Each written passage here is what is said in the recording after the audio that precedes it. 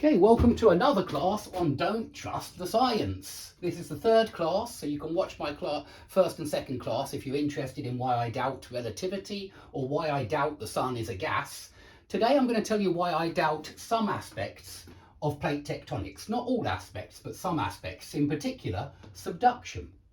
And I want to tell you right from the start that I'm going to argue that the Earth is getting bigger and bigger and bigger, that the Earth is growing. And this is quite an old idea. It certainly hasn't started recently. It goes back a long time. A lot of different people over history have suggested that the Earth is growing.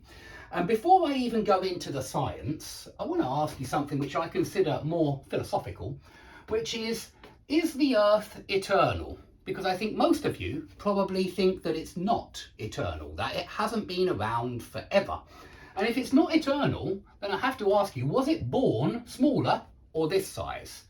And I'm just trying to point out that even in the mainstream understanding, even in how a typical geologist or astrophysicist understands things, they usually believe that the Earth grew to this size. It's just that they happen to believe that it happened a long, long time ago. They don't think it's still happening. They think it happened a long time ago, it grew into this size, and that's how it got to this size. Or maybe there are one or two people out there that might say that we were expelled from the sun at this size, or maybe even caught from somewhere else at this size. And so they might say that the Earth was born this size. That's possible as well. But I actually don't think that that's the case. I actually think that all planetary bodies, and the sun as well, actually, I think that they are all growing bigger and bigger and bigger. But I think it's very hard for people to accept this because there is no mechanism. Yeah, there's no known mechanism of why any of the planets or moons or the sun, why they would be getting bigger and bigger. Now, one of the things that led me to this conclusion that the Earth is getting bigger is the ocean floor age. If you look at those wonderful maps, and you can easily find a seafloor age map if you look online, you'll see that the continents are the oldest land masses. They're 3 to 4 billion years old. Yeah, okay, so the ground on the continents is 3 to 4 billion years old, so very, very old indeed. The planet is only about 4.5 billion years old, yeah, according to modern understanding. The ocean floor, and we're talking about the Atlantic, the Pacific, the ocean floor is much, much, much younger. It's only 200 million years old in the oldest parts. In the youngest parts, it's much younger than that. And the ocean floor is constantly being replenished along for example, the mid-Atlantic ridge. And I recently went on a holiday to Iceland, so I was very lucky because I was able to look at the mid-Atlantic ridge, and I could see the cracking in these areas, these big cracks in the ground where the Earth is cracking apart. And I could see the gases being vented because they're all over Iceland. I could see liquids being vented in the geysers. And of course, they've got lots of volcanoes, and I saw their volcanoes as well, where solids and liquids are ejected from the volcano. And so this gives us you can get a good understanding in Iceland of what's actually going on along the mid-Atlantic ridge. All that new land that's constantly coming up out of that spreading ridge, okay? So it's a great place to see what's actually going on right down on the ocean floor. And so it's youngest, the ocean floor, near the ridges, near the spreading, yeah, near the ridges. And the most famous one is the mid-Atlantic ridge. And as I've seen it, I'm going to concentrate on that one. But there are these ridges on the ocean floors, yeah, all over the planet. They actually cover the planet. They go around all the planet. And it's always youngest near the spreading, near the ridges. But notice that the oceans are much younger than the continents. Immediately, that should seem quite odd. Yeah? Why would the ocean floor be much younger than all of the continents? Why are these much, much older? Now, a guy that I enjoyed reading, and you can enjoy his book too, here's his book, Theories of Earth and Universe, Samuel Warren Carey. He's from Tasmania, and he was a very famous geologist. He's no longer around, unfortunately, but you can watch a video of him. You can find it on YouTube. I think it's called Planet Earth, A Question of Expansion, and you get to listen to Samuel Warren Carey the whole way through. He does have a very difficult accent, being honest, but he's a really good guy, and he gives you a very convincing argument in that show, and I'll come on to that very soon. but he was an early advocate of continental drift. You have to understand that when this German guy, Wegener, came up with this idea that the continents, for example, South America and Africa, used to be right together. You can see actually that going on in this book of maps here, that you can see that the continents, South America and Africa, they have a very similar coastline. In fact, they fit together like a jigsaw puzzle. And that's why Wegener said, well, those continents used to be together. And this is what turned into the idea of Pangaea, that all of the continents, all of the land masses used to be right close together, touching each other, and it was a supercontinent, and it sat there on the Earth, and the rest of the Earth was just ocean, okay? Though you might wonder where that ocean has gone, because we only measure 200 million years old ocean floor. So that ocean must have disappeared somewhere, and we'll come on to how that is explained in a moment. So the shape of the separate continents, they fit together like a jigsaw puzzle. That's what inspired the idea of Pangaea. And it wasn't only that, it was also the similarity of fossils and geology, rock types, along the edges of these separate continents. So they noticed that the fossils were very similar in these continents that looked like they used to be together. And so the idea is that, well, that's what they used to be together. They did used to be together, and we call that Pangaea. Now, we still have a problem here of, if we just imagine that Pangaea was sitting there millions of years ago and ocean was on the other hemisphere, well, then what made it start to drift apart? We don't actually have a mechanism. What drives the drift of continents? Now, you might say that it's the heat of the Earth driving these convection currents, and we'll come on to that in a second, but I don't find that a convincing mechanism, and I'm going to explain why. But the continents don't actually fit together perfectly if we use an Earth which is the same radius as the Earth today. Yeah, if we use an Earth which is the same size, the same radius as the Earth today, we get lots of gaps in between the continents. Gaps appear that shouldn't really be there, right? And if you actually try to map Pangaea onto a much smaller Earth, say an Earth 0.55 the current radius or something like that, so half as big, you might say, in terms of radius, if you do that, then they do actually fit together perfectly. And that's what a number of people have noticed, and these tend to be people that start to support the idea that the Earth has been getting bigger. Yeah, the fact that Pangaea perfectly maps onto that smaller Earth. And if you watch this documentary with Samuel Warren Carey, you'll see him arguing, and I think this is a really simple argument that everybody can understand. Everybody agrees that Pangaea must have covered a whole hemisphere if it's on a modern day, a modern sized Earth, right? If it's on an Earth the same size as today. Now, if Pangaea covered a hemisphere, and on the other side, the ocean covered a hemisphere, well, then what you've got is Pangaea has broken up, it's separated, increasing in size. So the ocean on the other side should have got much, much, much smaller. But we still see the Pacific still roughly covers a whole hemisphere. And so that's Sam Carey's argument for why it can't have been there on a same size globe. It doesn't make sense. It's absurd to say that it broke up and still we have the same size ocean on the other side of Pangaea. It should have got smaller and smaller if the Earth had remained the same size. Now, plate tectonics explains this with subduction, yeah, the idea, and this is how they explain that the ocean floor is only 200 million years old. This is all new ocean floor that has appeared in the last 200 million years. The old ocean floor that was on the other side of Pangaea, well, that has been subducted. And subduction is these convection cells. If we see this part here, the blue lines, as the mid-Atlantic ridge right in the middle there, and so this is where new land comes out. They also assume that land must go back down under the Earth, that one plate it's subducted, it goes under the other plate like that, yeah? So then you get this convection current of plates.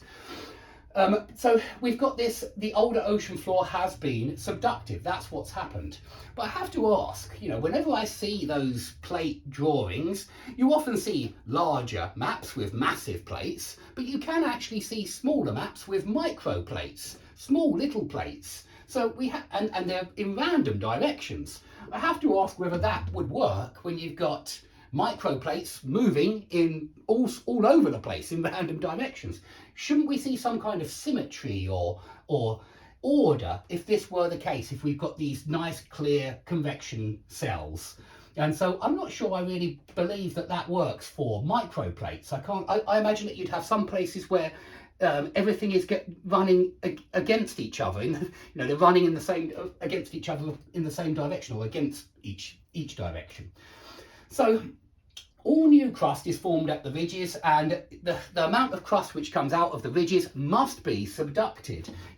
I'm not necessarily against the idea of a plate going underneath another plate, but it's hard for me to believe that the same amount that is being produced in the Mid-Atlantic ridge is also disappearing under the earth. And it's quite convenient that there's no evidence of these old plates because they've been subducted, they've gone under the ground, and so we can't even see where we can't seem to measure how much of the plate has actually been subducted.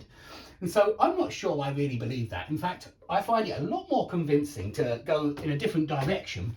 Carey put Pangea covering a smaller globe, 0.55 of the current radius, because he was assuming that there were no oceans more than 200 million years ago, and certainly none of the current ocean floor existed more than 200 million years ago.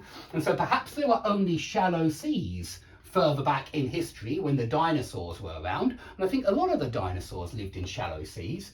But if we do that and put it on a smaller radius, put all of Pangea on a smaller radius and then expand it, the continents separate, they expand radially. So yes, we still see Africa moving apart from South America, but it's because the whole planet is getting bigger and the space between them gets larger and larger. There was actually a German guy a long time ago, Hildenberg, who used to go around with balloons, I think it was like balloons, with all of the continents on a very small balloon, covering the whole balloon, and then he'd pump it up, and you would see this in action. You would actually see the continents moving further and further apart from each other as the planet grows. Now, of course, we've still got a big problem, which is that there's no mechanism for this either. Just like there was no mechanism, really, no convincing mechanism for continental drift. These are big, heavy land masses. What makes them move apart? It's quite a difficult question. Well, there's no mechanism for this either, because we don't know anything that would make the planets or moons and suns get bigger and bigger and bigger. But another argument which I've read, and this was in another book by a guy called Stephen Harrell, he's an engineer, I believe, and he asked the question, is the Earth gaining mass as it expands? Because if it is gaining mass as it expands, and you would kind of expect it to be getting heavier and heavier as it expanded, if it is, and not everyone thinks that it is, some people have argued that the Earth is degassing as it gets bigger, and so it actually weighs less as it gets bigger. There are different opinions here, but I think it's much more likely that the Earth is gaining mass as it expands, and so gravity is getting stronger over time. And finally, this gives us a really good reason for dinosaurs, because have a look at dinosaurs. They are far too heavy, far too massive to live under current circumstances, under current gravitational strength. They're just too big and too heavy. When you get a really tall human who's like 8 foot tall or whatever, when you get someone really tall, they have medical problems, they have health problems with blood pressure and things like that, because they are literally too tall. It becomes unhealthy when a body is expanded to too big a size. And this has been mentioned for the dinosaurs, that many of them are too heavy to pump blood from one part of the body to the other, and that many of them would die if they fell over because they're just so heavy. If you look at something like Tyrannosaurus Rex, it's clearly a fast hunter. It might even have been a big jumper as well, because of those massive legs that it's got. Those legs look like the legs of a hunting kind of animal, so it must have travelled fast. But it's so heavy that it would just die. Its bones would be crushed if it fell over while running. And so it's not just these animals, actually. It's also things like pterodactyls. Yeah, it's not just these dinosaurs, but pterodactyls are too heavy to fly. If they flapped, they wouldn't be able to get up in the sky. You just can't get things that large flying around in the sky. And so it's not just the dinosaurs, actually. When you think about it, back in those times, we had giant insects. We had giant millipedes, giant spiders, giant dragonflies, and many others. We had giant animals. A saber-toothed tiger is bigger than a modern tiger. A mammoth is bigger than an elephant. We had massive elephants millions of years ago. We had massive sharks, massive crocodiles, massive snakes, massive bears, massive sloths. In fact, the scale of life seemed to be larger millions and millions of years ago. Yeah, back in the dinosaur times, the scale of life was larger.